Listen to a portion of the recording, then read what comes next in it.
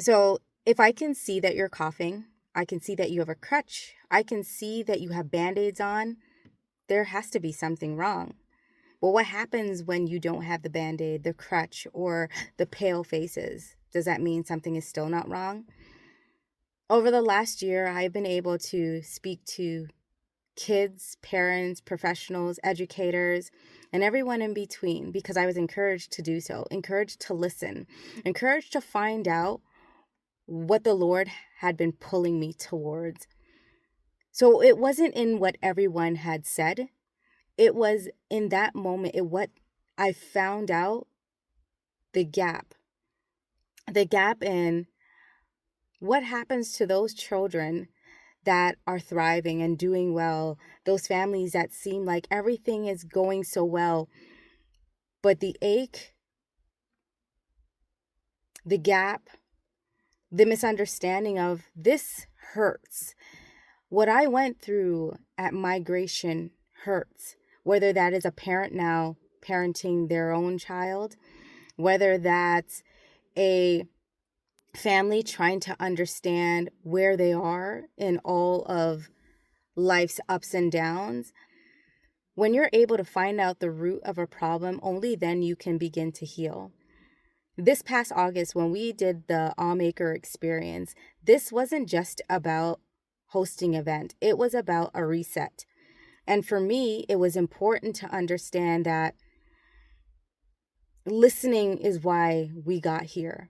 I had listened to these families over years, but didn't realize that they would be the perfect foundation to be a part of this first AWEmaker Experience.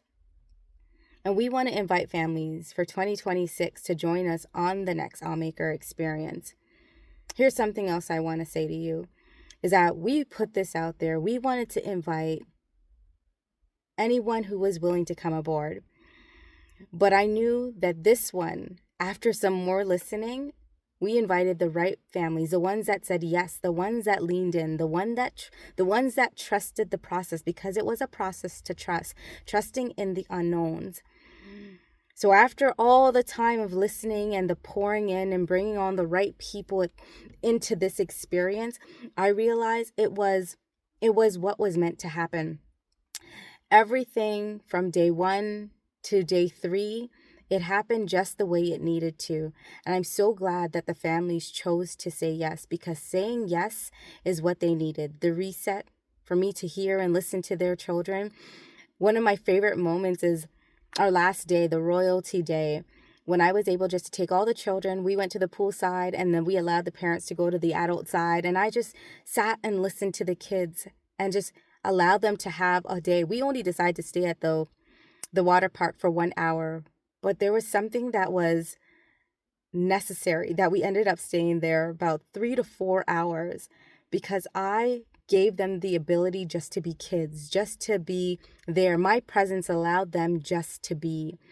There are more moments like this, but that was a moment that stayed with me. Why? Because there was quite a lot of other moments that had happened that day that wanted to hold me back from that moment, but we'll leave it there. And that's what I have for right now. So that is a little bit about the AWEmaker Experience this past August. If you want to know more, check out our other platforms. We are doing some amazing things, and I want to let you know, stay amazing.